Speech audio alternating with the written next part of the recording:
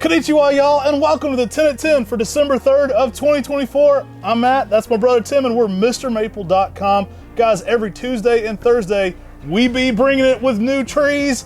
Check them out today. What do we got, Tim? Starting out, we got Blonde Beauty. New introduction by Talon Buchholz. Has a beautiful fall color. I mean, it's got some really nice, just pink reds right now that's just very electric. It's a reticulated Japanese maple, so the veins are very prominent in the spring and the summer. And it gets this sort of blonde bleaching in it midsummer, where it gets the name of Blonde Beauty. A great plant. We consider these in that category of the New Ghost. For me, this may be the best fall color of any of the New Ghost. I've had it be brilliant pink red. You can see a little bit of fall color hanging on here today. Great fall colors to it, though. I mean, it's been a very picked up electric red. Now, that yellow color is nothing to scoff at either. That spring yellow is really nice. Giving it a little bit more morning sun brings up those yellows. Late day shade kind of holds them longer into the season. Absolutely next level plant. And if it just called this Yellow Ghost or Golden Ghost, I think it'd be one of the most popular trees in the Ghost series.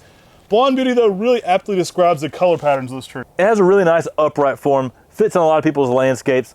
Very beautiful Japanese maple. Great one. Grab one today.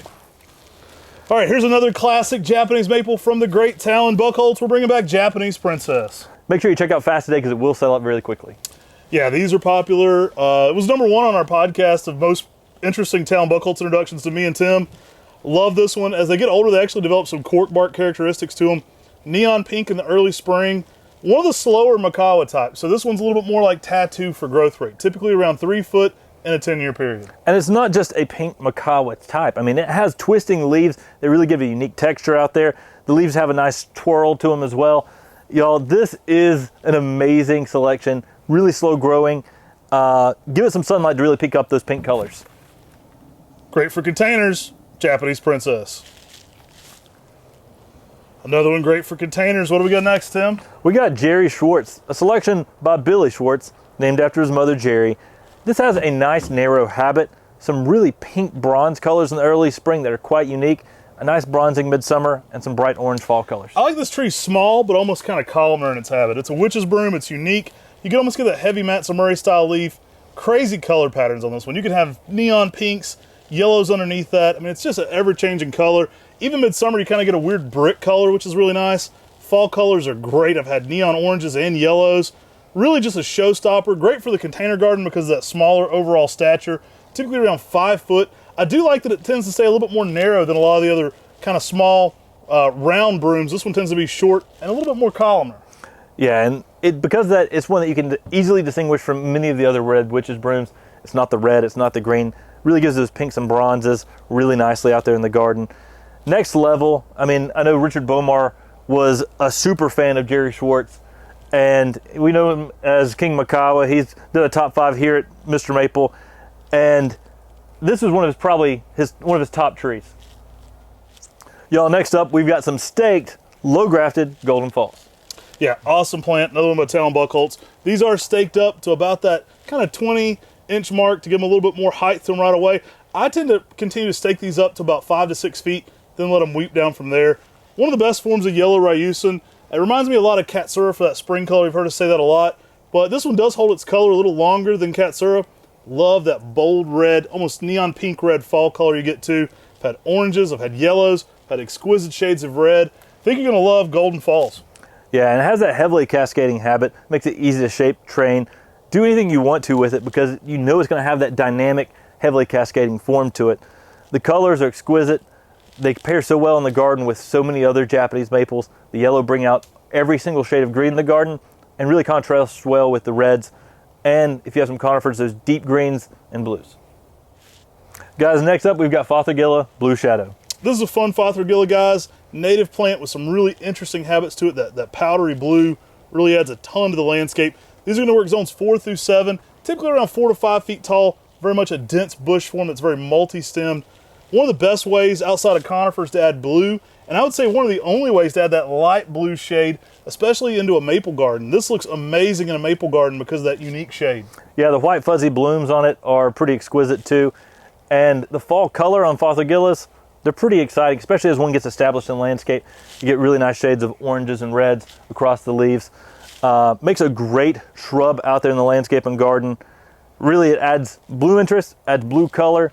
Great one for containers or the ground. Grab you a Fothergilla Blue Shadow today, guys. It is a fun one for the landscape.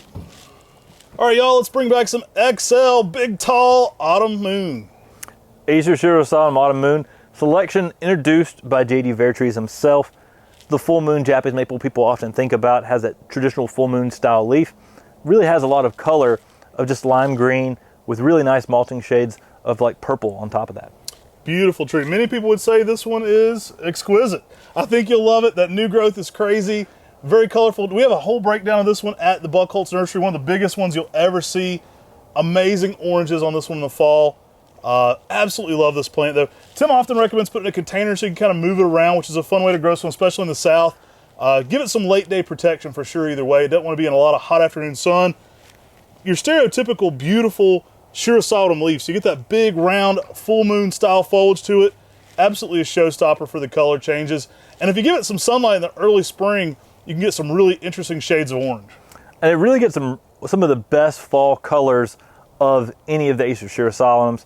I've seen just some pink oranges out there, some pink reds out there that are just the next level. Y'all, grab your autumn moon today. Y'all, next up we've got the Miss Piggy of hemlocks. We've got Horsford contorted. This thing is funky, y'all. Sometimes don't know the name pigtail. These are gonna work zones 4 through 8. Really a funky plant, gonna catch your attention. And all that crazy growth that comes in such a small package, making it great for containers. These are typically 3 feet tall, maybe 3.5 feet wide, even in a 10-year period. You get some really interesting corkscrew contortion going on. And this is a native selection of our native hemlock we have here in the United States.